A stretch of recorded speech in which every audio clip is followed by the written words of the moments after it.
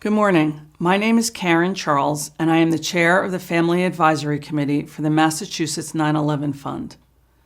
On behalf of our 9/11 families and the Commonwealth of Massachusetts, we welcome you to the 19th Annual Commemorative Ceremonies on the anniversary of September 11th, 2001. My husband, Kenneth Zellman, was on the 99th floor of the North Tower on September 11th. Our children were only 3 and 1 at the time. One of the hardest things that I have ever done was to try to explain to my daughter why her daddy wasn't coming home. Ken was a big-hearted and kind person with an infectious smile. Not a day goes by that I don't think of Ken and wish he were here to be a part of life's simple milestones. He will forever be in our hearts. Though we are unable to safely gather together in person this year at the State House and the Boston Public Garden due to the COVID-19 pandemic, we hope that this virtual commemoration service inspires you and your family to do a simple act of human kindness today as we remember. Our family will be providing extra help to several senior citizens in our area by delivering groceries and helping with yard work. I hope that it will bring a smile to their face in the way Ken had done for so many. We would also like to recognize and pay tribute to the many Massachusetts families who have lost a loved one to COVID-19. We know this is not an easy time for you, and there is a giant hole in your heart. We hope you take comfort in the many life memories you shared with your loved ones, and please accept our deepest sympathies for your loss. We would also like to take a moment to extend our utmost thanks and gratitude to Governor Baker, Lieutenant Governor Polito, Attorney General Healy, Speaker DeLeo, Mayor Walsh, and Commissioner Gross for their continued and unwavering support and participation in today's commemoration program.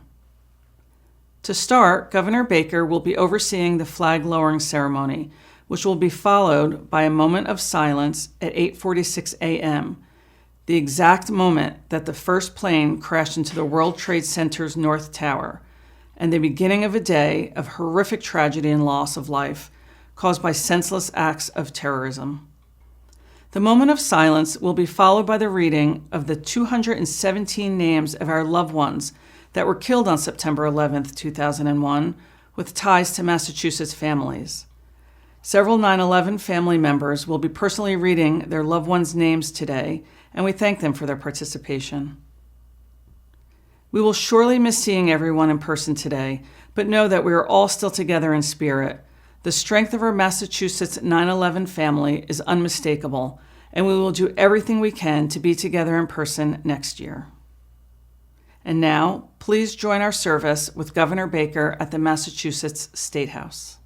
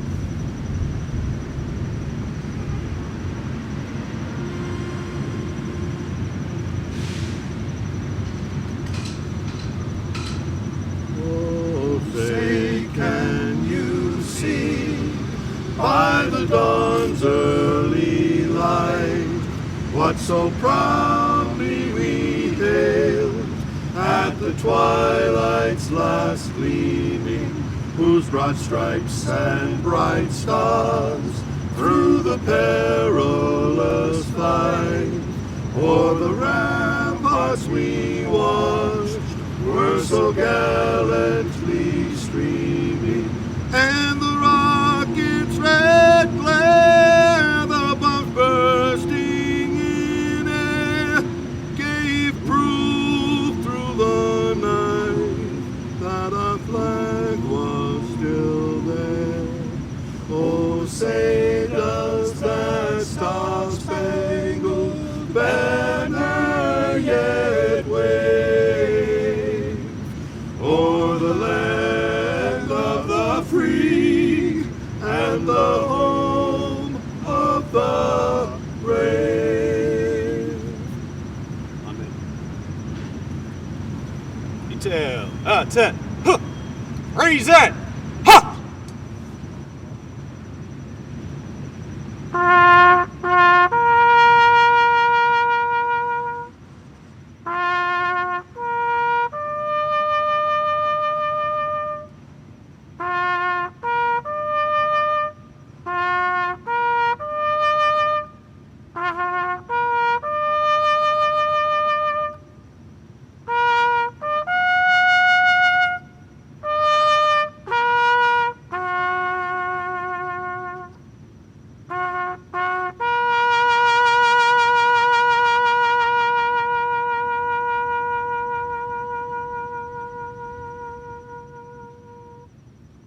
Order!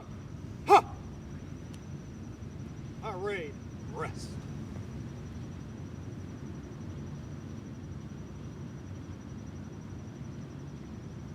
Please join us for a moment of silence.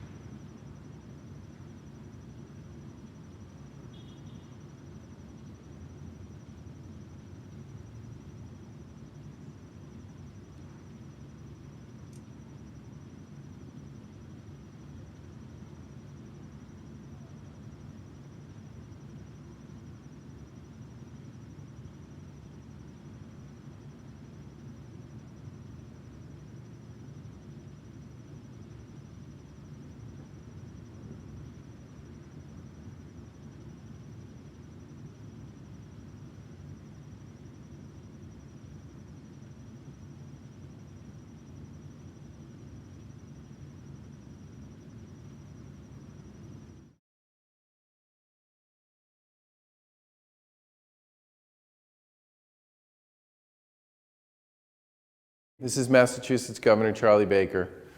And for the first time in my time as governor, we aren't gathering together in the House chamber to talk about 9/11 and all that was lost that day here in Massachusetts. It's no secret that Massachusetts suffered as much as anybody on 9/11. And time again, we are reminded of all that was lost on that tragic day some 19 years ago. But the other thing that happened that day was we all made a commitment to one another that we would never forget those who were lost or the sacrifices that were made by those who jumped to serve in the midst of all the chaos that came with that terrible day. And once again, we gather virtually this year to express our appreciation for the men and women, many of them first responders, who responded so aggressively to the issues and the concerns of so many on that terrible day here and in New York and in Washington, D.C., and in the fields of Pennsylvania. But mostly what I want to just say today, especially to all the families who've gathered who lost loved ones, is we made a commitment here in Massachusetts that we would never forget you and we would never forget your loved ones. And I hope by continuing to gather, even if it's virtually as we're doing this year, we are sending a message loud and clear that almost 20 years later, we have not forgotten and we will never forget the loss and the sacrifice of so many on that terrible, tragic, awful day. I do also want to say how much we appreciate the Sweeneys and all they do to make this award day possible. It's another part of the day that I think in many respects brings some joy and some comfort to many of us amidst all the tragedy that 9/11 was all about. To the Sweeneys, I just want to say thank you. To the award winners, I want to say congratulations. And to everybody who's part of making this day such an important part of our remembrance here in Massachusetts, I want to say thank you and God bless. Stephen G. Adams. Gertrude Trudy Alajero. Anna S.W. Allison. Barbara Arestaki. Myra Joy Aronson. Yafet Aryeh. Louis F. Aversano, Jr. Garnett Ace Bailey. Christine Jonah Barbuto. Graham Berkeley.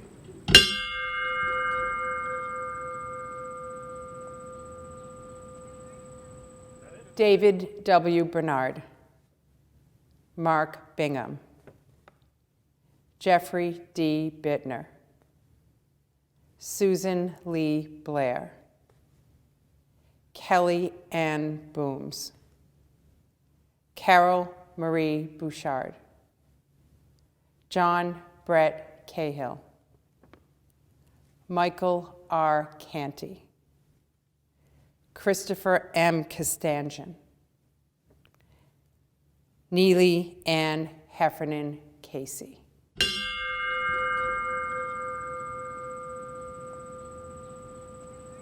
William Casper. Swarna Kalasani. Stephen Cherry. Jeffrey William Cloud. Jeffrey D. Coleman. Jeffrey William Coombs. John J. Corcoran III. Frederick John Cox Jr. Tara Kathleen Creamer. Wells Remy Crowther.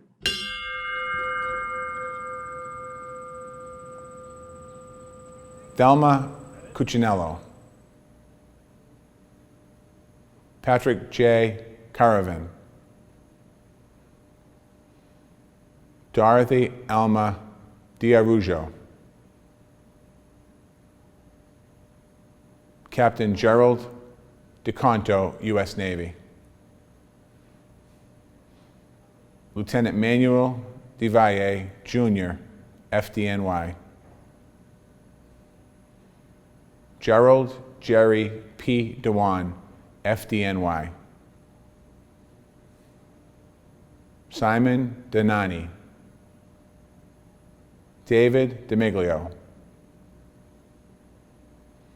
Donald Americo DiTullio. Alberto Pocho Dominguez.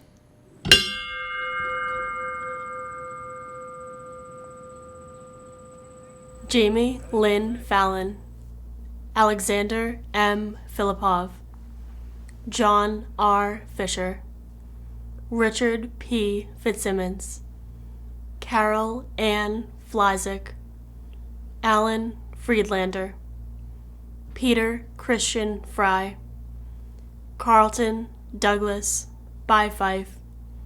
Thomas Edward Galvin. Douglas Gardner. Linda May George. Edmund Glazer.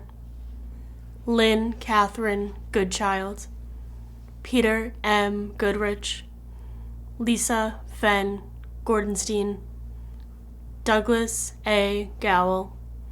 Andrew Curry Green, and my uncle Mark Lawrence Bavis.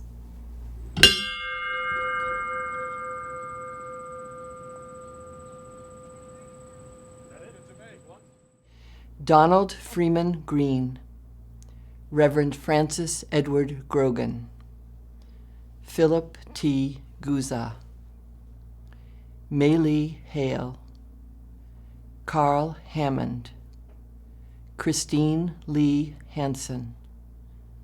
Peter Burton Hansen. Sue Kim Hansen. Gerald Hardacre. Melissa Harrington Hughes.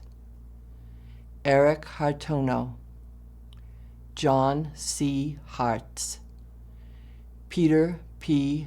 Hashem, James E. Hayden, Roberta Bernstein Heber, Kevin Patrick Connors.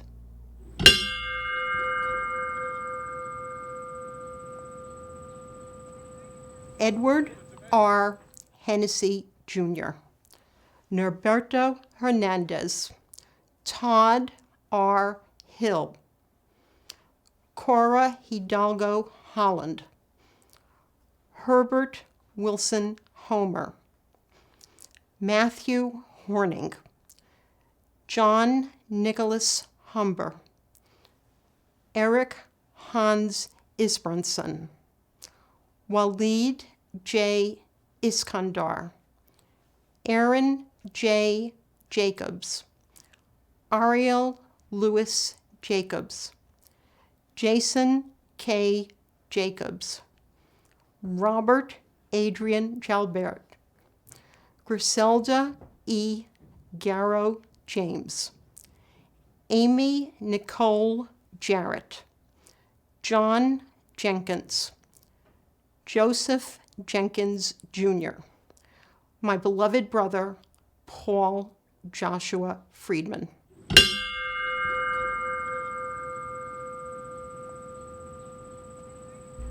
Arthur Joseph Jones III, Colonel Charles Edward Jones, U.S. Air Force, Jennifer Lynn Kane, Robin L. Kaplan, Sergeant Robert M. Kofers, Port Authority of New York and New Jersey, Richard M. Keene, Barbara A. Keating, Ralph F. Kershaw, Brian Kevin Kinney, Glenn Davis Kerwin, David P. Kavolson, Catherine L. Labori, Judy C. LaRock, Natalie Janice Lasden, Robert G. LeBlanc, Dong Lee, Joseph A. Linehan, and my loving husband, Peter A. Gay.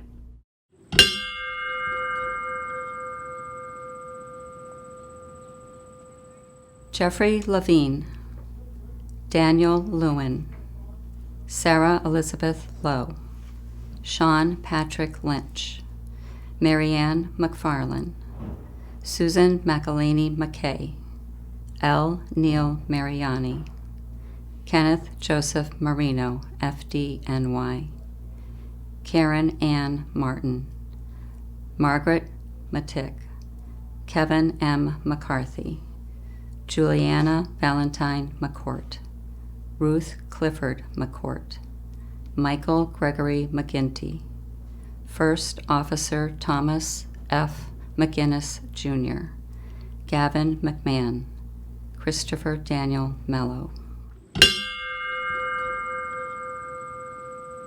Stuart Todd Meltzer, Raymond James Metz III, Martin P. Michelstein, Master Special Officer Craig J. Miller, U.S. Secret Service, Antonio Montoya, Carlos Beto Montoya, Captain Thomas Moody, FDNY,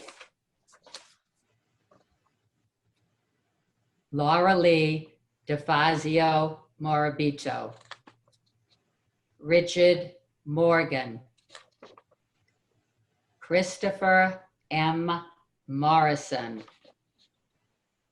Brian Joseph Murphy, Mildred Rose Naiman, Sean M. Nasani, Lorianne Olson Nara, Renee Tetral Newell, Kathleen Ann Nikosha, Jacqueline Norton, Robert Grant Norton, and our beloved son, William Christopher Hunt.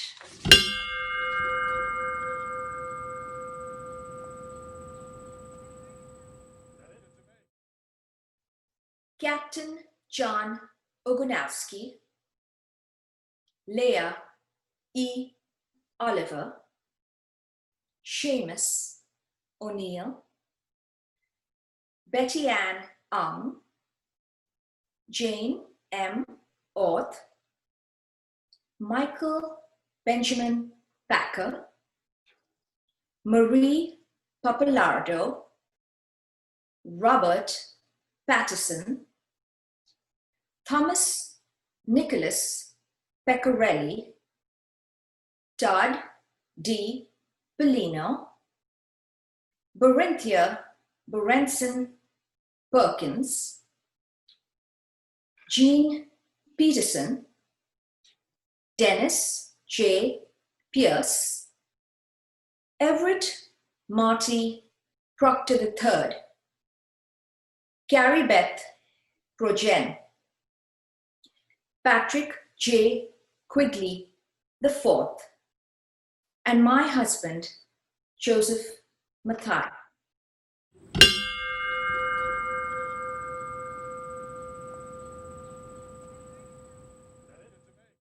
Jonathan C.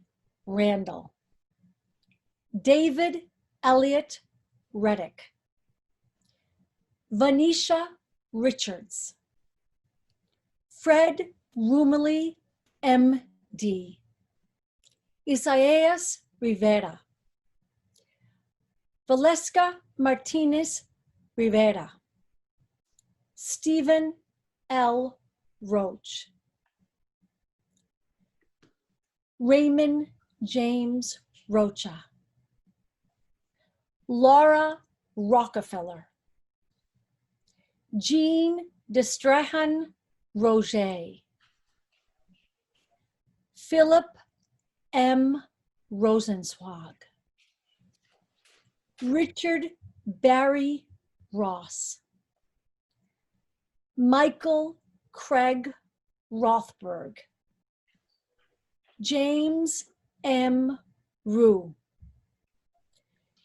Jessica Lee Sachs, Rama Seali, Jesus J.R. Sanchez, and my mother, Sonia Mercedes Morales Popolo.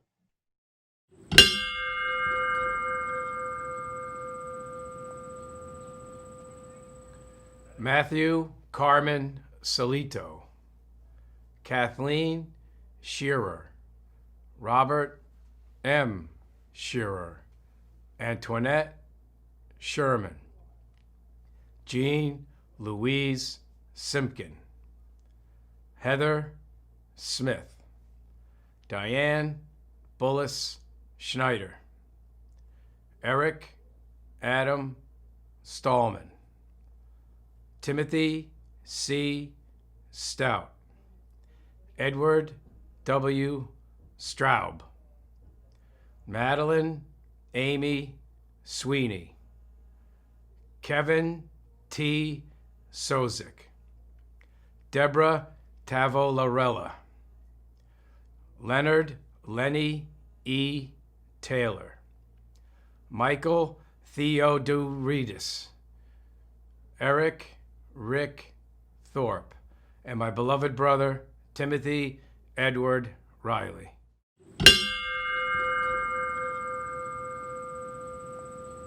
Alicia Nicole Titus, Amy E. Toyin, Daniel Trent, Jim Trentini, Mary Trentini, Tyler Ubelin, Michael Augustine Giuliano, Kenneth E. Waldy. Maida Fuller Waller. Stephen Ward. William Michael Weems. John J. Wenkus. Peter Matthew West. Staff Sergeant Maudlin A. White, U.S. Army. Candace Lee Williams. Christopher R. Zarba, Jr. Kenneth Albert Zellman. And my husband, Brian David Sweeney.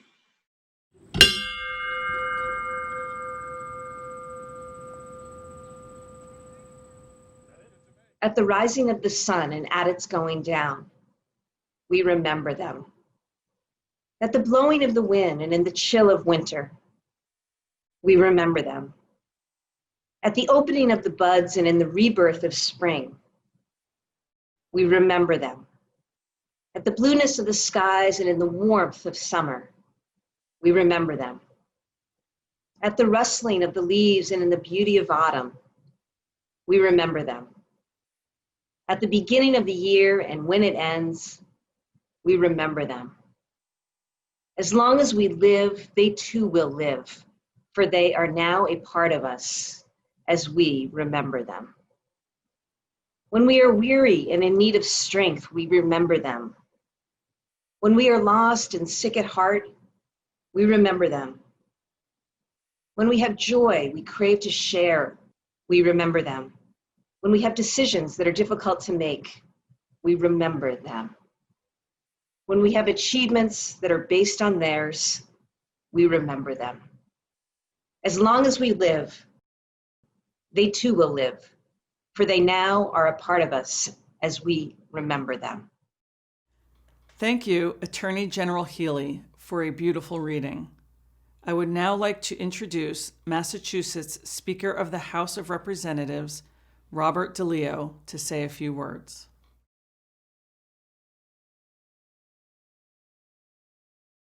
Good morning. I'd first like to recognize Governor Baker, Lieutenant Governor Polito, Senate President Spilker, Attorney General Healy, Mayor Walsh, and my colleagues in the House and the Senate. As Speaker each year, typically it is my role to welcome guests and dignitaries to our historic House chamber for ceremonial events of many kinds. Like so much in this very unusual year, we have to do things differently. And while we can't be together in person, I still would like to welcome you today. During my time as Speaker, I feel like I've gotten to know so many of you thanks to this ceremony. Of all the events that I preside at, this is the most emotional. I don't know how many times this year of the pandemic I've heard people mention their only comparable point of reference being 9/11.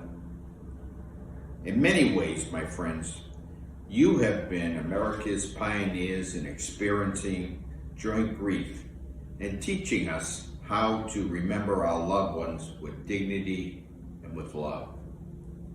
You are the ones who have taught us about resilience, how to keep our loved ones deep in our heart, but also how to retain hope for the future.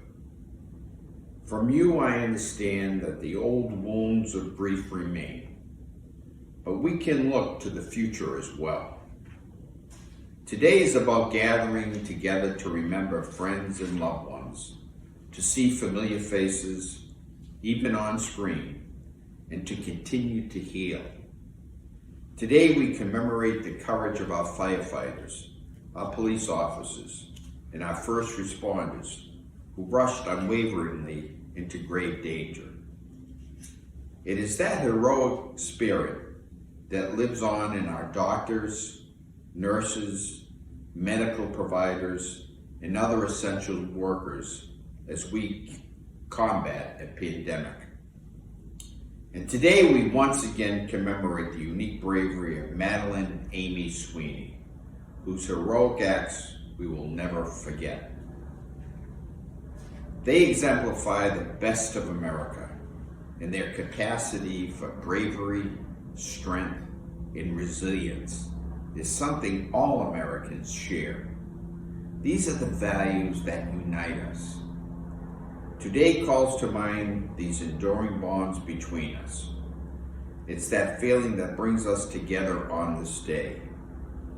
It serves as a reminder that we must hold to that bond, not just today, but every day. So today, let us reaffirm ourselves to Amy's bravery and strength.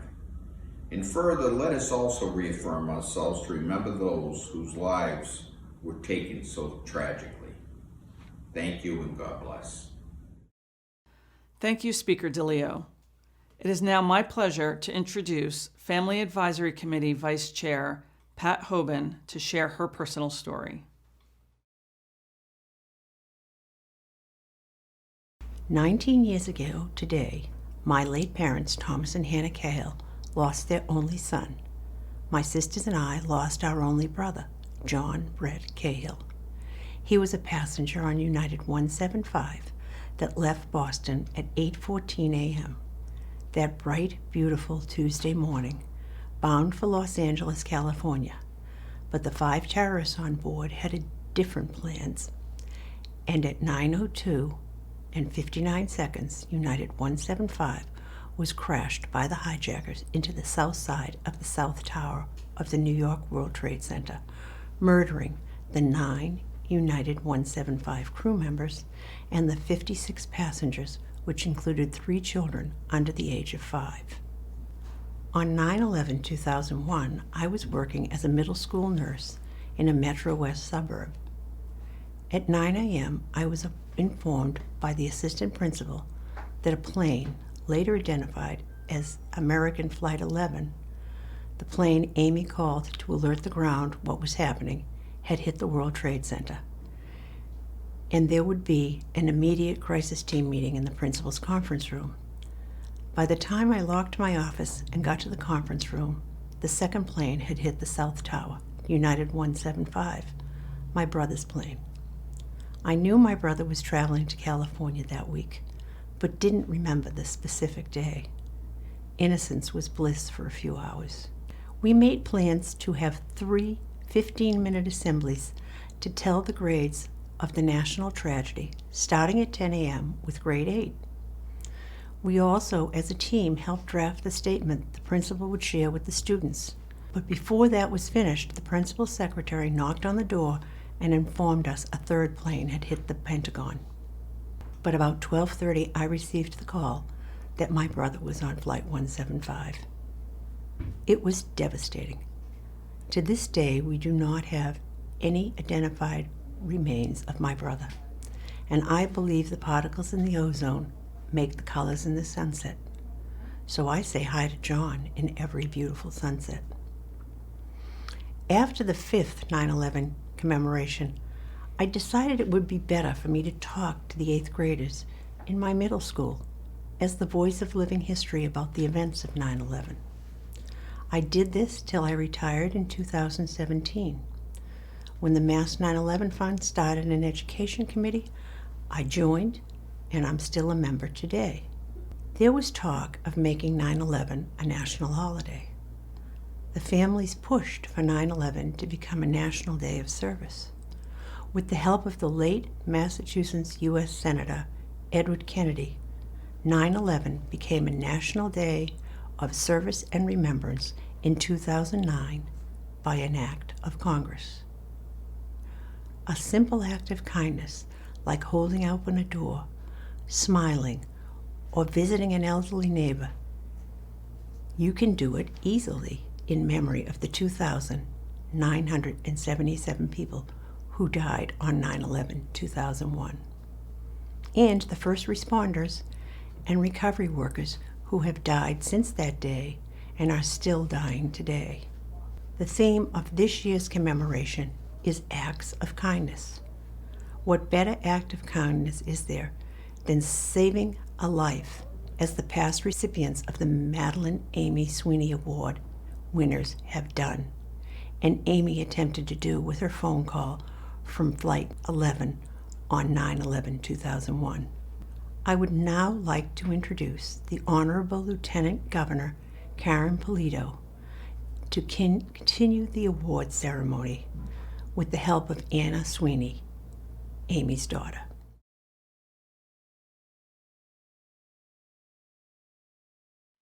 As Americans, we gather here 19 years later to remember those lost to what can only be described as a most cowardly and evil act of terrorism. We stand today to pay our respects and honor those heroes who selflessly risked their own lives to save the lives of strangers. We also remember the heroic actions of one of our own Massachusetts natives, Madeline Amy Sweeney, and her embodiment of true courage and bravery in the face of extreme danger. Traditionally, we have the opportunity to gather in person to honor the lives and memories of the heroes lost on that fateful day. However, this year things do look and are a little different. I'm honored to join Madeline Amy Sweeney's family, Michael and his daughter Anna, and I know Jack is always present with us as well. Amy was an American Airlines flight attendant, a job that she so loved, and she was working Flight 11 on that day when the first plane was hijacked and flown into the World Trade Center tower. Despite the grave danger that she was in, Amy conveyed critical information about the 5 hijackers to the flight ground crew, including their descriptions, seating assignments, and their actions on board as the plane approached New York City. Her bravery provided invaluable information in the aftermath to follow and for investigations of the tragic events that took almost 3,000 innocent lives. It is an honor of Amy's selfless, heroic actions and the memory of all those lost on September 11th, 2001, that this very special award was established. In 2002, the legislature created the Madeline Amy Sweeney Award for Civilian Bravery to be presented annually on September 11th in Amy's memory. And to citizens who had likewise displayed extraordinary courage, bravery, and heroism without regard for their own safety and in an effort to save others. As Lieutenant Governor, it is my honor to serve on the selection committee along with Amy's family, members of our armed services, public safety officials, and others. And this year, we recognize the unparalleled bravery and heroic efforts of Christopher Eitri, who, while driving home from a long day of work, witnessed a terrifying crash on Route 122 in Grafton, resulting in a car plunging into the Quinsigamon River. Without hesitation, Mr. Eitri selflessly jumped into action to help in any way that he could, without knowing who was inside the car or what danger he might himself face. So, during the freezing December weather, and without the aid of emergency responders or services, Mr. Eitri plunged into the Quinsigamon River to save the lives of 2 teenagers.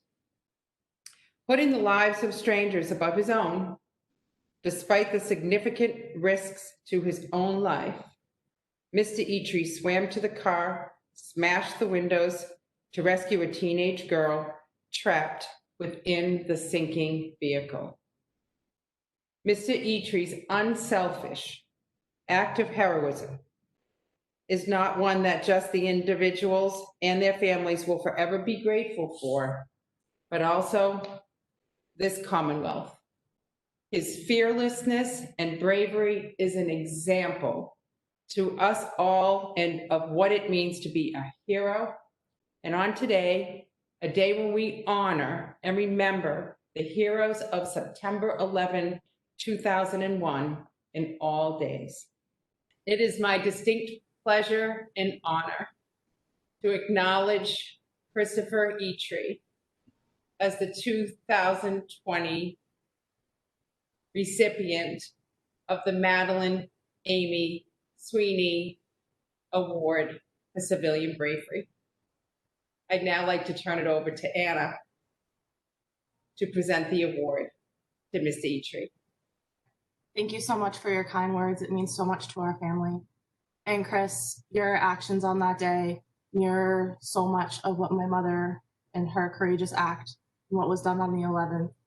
And with everything going on right now, I think it's really important to highlight all the good that's been done in the community, and acts such as yourself really shed to light how good the people can be. And on behalf of my family, we're so honored to present you with the 2020 Madeline Amy Sweeney Award for Civilian Bravery. Congratulations. I'm truly honored to receive such an award in the name of somebody who showed selfless action herself.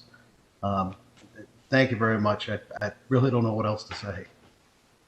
I guess that's a testament to you for not wanting to be one of many words. And you don't need to, because your actions speak louder than any words. Thank you very much for everyone. Thank you. Thank you, Chris, and to you and your family. I know that you have family front and center in your life, beautiful wife and 3 children. So it's not a surprise to us that when you saw something happen on that night, that you wanted to respond as best you could. I mean, thank you. I tried to do whatever I hoped somebody else would do if it was one of my kids in that car. Please join me now in watching this beautiful montage of our loved ones.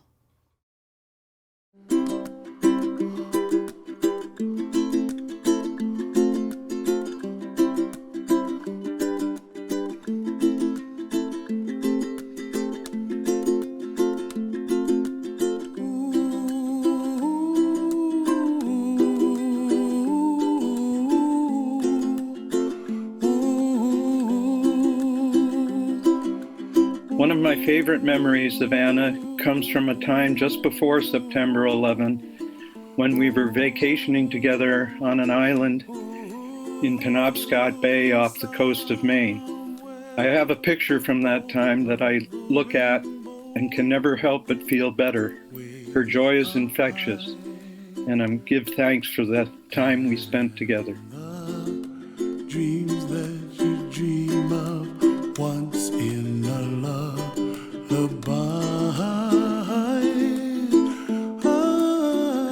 Oh, somewhere over the rainbow. I can really say that she was my best friend, particularly as we were older. And because she'd known me for so long, she really was my touchstone. I think that's the thing I miss the most. Come true. Ooh, someday you wish upon a star, wake up where the clouds are far behind me, where trouble melts like lemon drops high above the chimney top. That's where you find me, oh, somewhere over the On a Saturday morning, he would get up and he would ask the kids, just give me time to have my coffee and read the Globe, and then I'm all yours. And they'd play a game called Push Daddy Off the Couch, and he'd be laying on the couch, and all 3 of them would pile on him. and see what they could do about getting him off the couch. And it became a game that they played on a regular basis, and the laughter in the house would just be unbelievable. And that's one thing I noticed after Jeff died, was that I missed the most, was the laughter that he caused. Me and you, and I think to myself, what a wonderful world. Well, I see skies of blue, and I see clouds of white, and the brightness of day. I like the dark, and I think to myself, what a wonderful. He always liked to be in the yard, cutting the grass. Good old Italian, he loved to cut the grass, take care of the garden, and have vegetables. Not me. That was his job. Faces of people passing by, I see friends shaking hands, singing, how do you do? They really say, I love you. My brother was such a wonderful, glowing person, and a very caring, compassionate man. He was volunteering with organizations like the Corporate Angel Network that flew cancer patients to treatment for free on corporate jets. Someday I wish upon a star, wake up where the clouds are far behind. Be where trouble melts like a lemon drops, high above the chimney top. That's where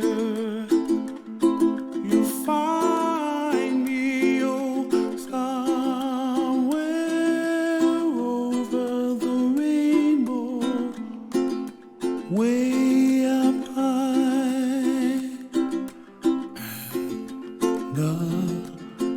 Todd, you and I were connected in so many ways, and we're only 4 floors apart on 9/11. We are forever connected, and I think of you every day. I told Bill, I need a sign from you, honey, knowing that you are okay. Soon after, I started to find a penny here and there in the most unusual places. While families place flowers or pictures on the September 11th memorial in Boston, I always put a penny on Bill's name because I am certain it is a penny from heaven. Harry was everybody's favorite. He was so excited that his first child might be born on his birthday, September 16th. He never knew that his son was born the day after. One of my favorite memories of my mom was that when she went grocery shopping, she would always bring me like a tiny bit can of sweetened condensed milk. So I was always looking out for that. She was always tell me when she got home, oh, I forgot it, but she was only kidding because she knew that she couldn't forget my sweet condensed milk.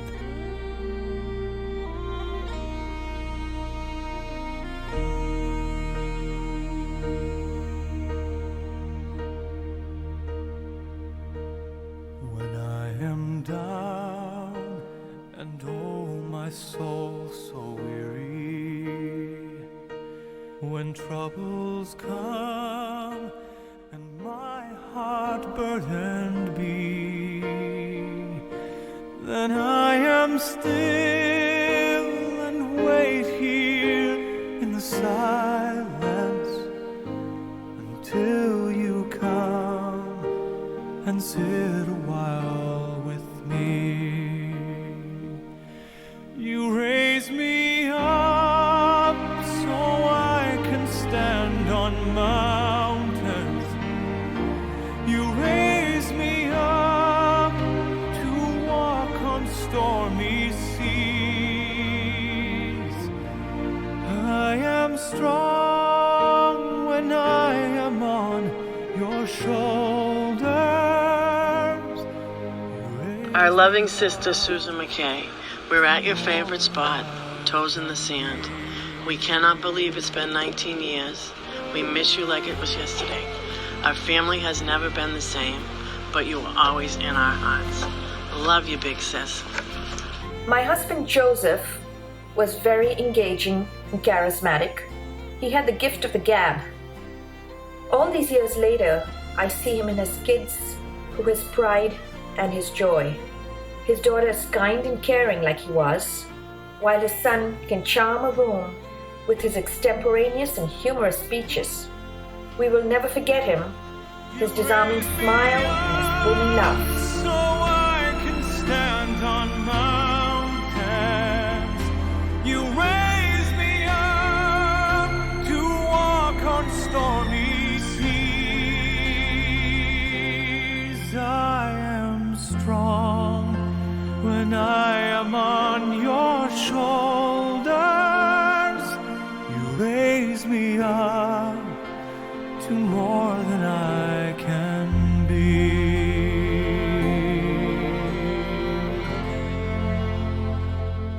You raise me up so I can stand on mountains. You raise me up to walk on stormy seas. I am strong when I am on your shoulders. Our family and friends used to joke and ask if our father was a pilot dressed up as a farmer or a farmer dressed up as a pilot. He had his two loves, farming and flying. Above all else, he loved his girls, our mother and my two sisters, Laura and Caroline. We think about him all the time.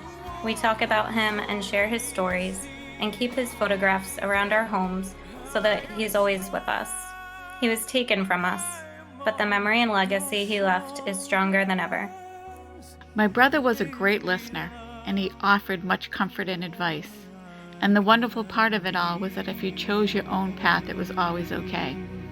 He had no enemies, only friends, and he touched the lives of everyone he met. He made everyone feel special. I had the pleasure of spending a long weekend with my brother during a business trip to California. In a matter of a few days, he shared the world with me. The years between us had become days. Tommy was the youngest of 5 children and the only son. Tommy, you are always in our hearts.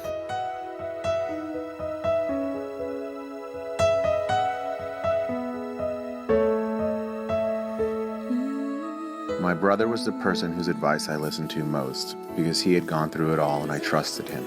He was the person who, after a long night of doubt and fear, helped me see a beautiful sunrise and a glimpse into heaven to let me know that all was well with him and his God. Of what you are.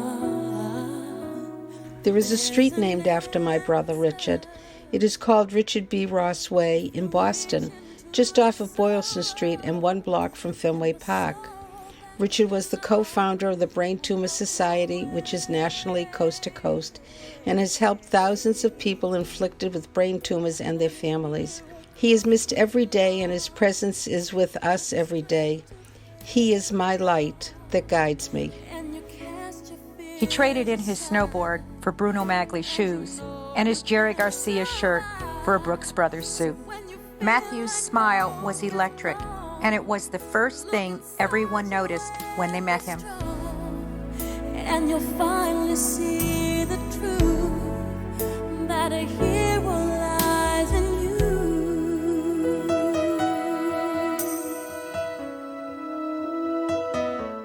I think one of the last things that Heather and I did prior to 9/11, we had a project that we were working on together, and it was refurbishing a dollhouse that I had built for her in about 20 years beforehand when she was a little kid. It was just a beautiful, I guess you could call it New England house when it was all done. And it was one of the great satisfactions and one of the best feelings that I think I ever had doing it together, working on the house together. And I think that life just really doesn't get much better than experiencing times like that. And you cast your fears aside, and you know you can survive. So when you feel like hope is gone, look inside you and be strong, and you finally see the truth that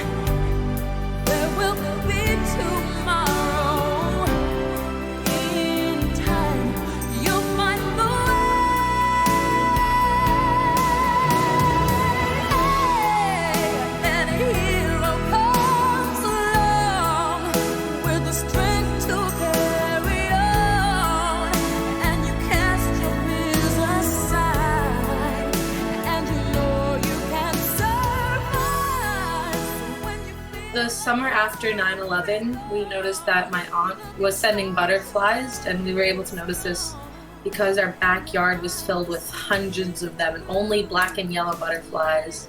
I graduated a couple weeks ago, and out of nowhere, there was nothing anywhere in the sky except right about as they began calling names, a yellow and black butterfly.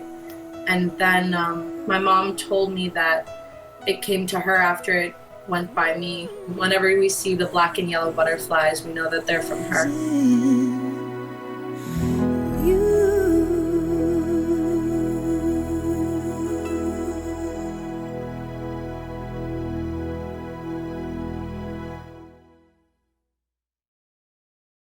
And for our final segment, I would like to introduce Mayor Walsh and Police Commissioner Gross for our wreath-laying ceremony at the Massachusetts 9/11 Memorial.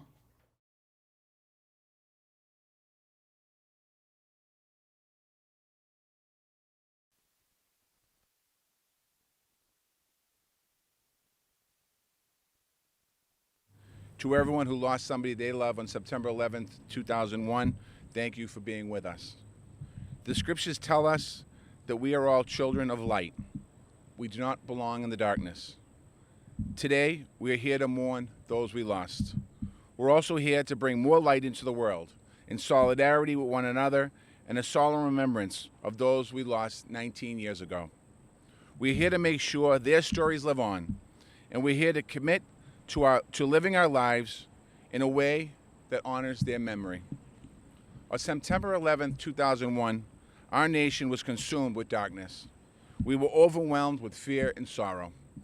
As the years went on, we learned how strong that we actually could be. We learned how precious life is.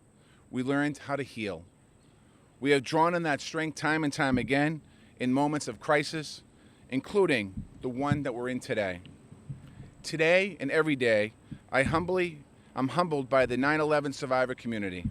I sincerely thank all of your strength and your grace. Our country and world still have a lot to learn from you. We resolve to honor the example that you continue to set for us. Thank you, and may God bless you.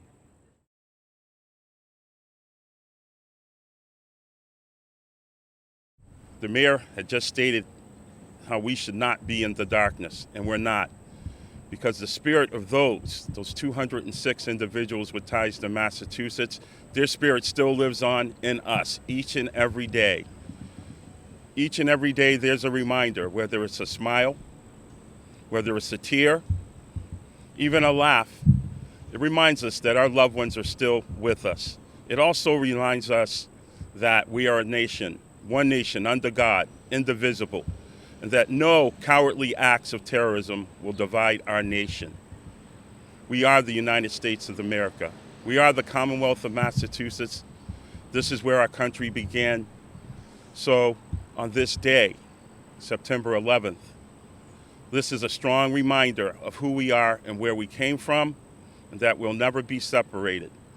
Absolutely nothing can defeat love, and absolutely nothing can defeat the power of this country and the people in this country as we remember those victims of 9/11, our heroes. Thank you, and God bless us all. Now I'd like to introduce you to Christy Coombs.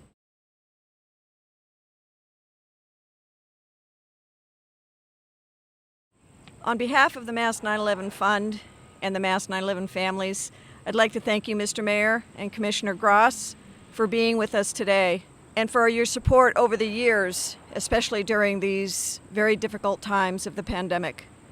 Because of the pandemic, we can't gather together in person, but you make it possible for us to help encourage the community why it's important to remember that day that changed all our lives, that changed America, and help us to remind the community that this is a national day of service and remembrance, and to do a random act of kindness or do something to serve your community in memory of all those who died and all those who continued to serve and have lost their lives since as a result of their rescue efforts and work at the 9/11 Memorial in New York City. Thank you very much. Mr. Mayor, Commissioner Gross, I'd like to invite you to place the wreath at the 9/11 memorial.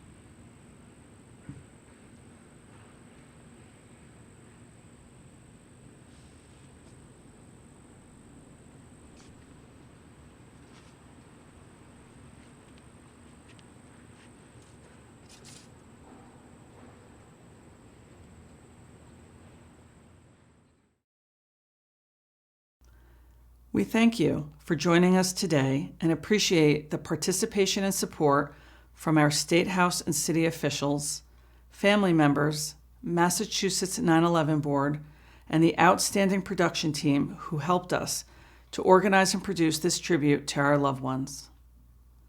Although we are unable to be together today, I find comfort in knowing that so many are watching and remembering all of our loved ones. I will leave you today with a final appeal to join in and perform an act of kindness, big or small, for someone today as we remember them. Until we meet again, may God bless you all, and God bless America.